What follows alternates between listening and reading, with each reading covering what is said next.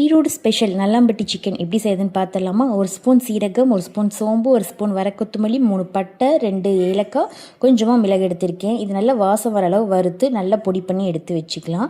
100 ml நல்லெண்ணெய் add பண்ணியிருக்கேன். நல்லெண்ணெய் சூடானதுக்கப்புறம் ஒரு 15 வரமிளகாய், 2 கொத்து கருவேப்பிலை, கூடவே 1/4 கிலோ அளவு சின்ன வெங்காயம் சேர்த்திக்கலாம். சின்ன வெங்காயம் நல்ல கலர் சேஞ்ச் ஆகி வந்தோடனே ஒரு 2 டேபிள் ஸ்பூன் இஞ்சி பூண்டு பேஸ்ட் ஆட் பண்ணி நல்லா பச்சை வாடை போனோடனே 3 தக்காளி கட் பண்ணி வச்சுருக்கேன். சின்ன சின்ன தக்காளி அதையும் சேர்த்திட்டு கூடவே தேவையான அளவு கல் உப்பையும் சேர்த்து தக்காளி நல்லா மசிஞ்சு வந்துடணும். இந்த அளவு மசிஞ்சு வந்ததுக்கப்புறம் ஒரு ஸ்பூன் மிளகாய்த்தூள், கொஞ்சம் மஞ்சள் தூள் சேர்த்து நல்லா கலந்து விட்டுட்டு கழுவி வச்சிருக்க சிக்கனையும் சேர்த்து மசாலா கூட நல்லா ஒரு நிமிஷத்துக்கு இந்த மாதிரி கலந்து விட்டுட்டு நம்ம பொடி பண்ணி வச்சுருந்தோம் இல்லையா, அந்த பவுடரையும் நல்லா கலந்து விட்டுட்டு வேக தேவையான அளவு தண்ணி சேர்த்து மூடி போட்டு ஒரு 15 நிமிஷம் விட்டுடலாங்க. 15 நிமிஷத்துலேயே சிக்கன் நல்லா சாஃப்டாக குக் ஆகிடும்.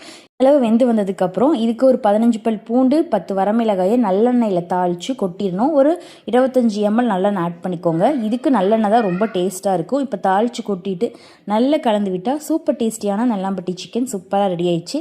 அதே இது கடாயில் சாதம் போட்டு சாப்பிட்டா சூப்பராக இருக்கும். ட்ரை பண்ணிட்டு எப்படி இருக்குன்னு சொல்லுங்கள். தேங்க்ஸ் ஃபார் வாட்சிங்.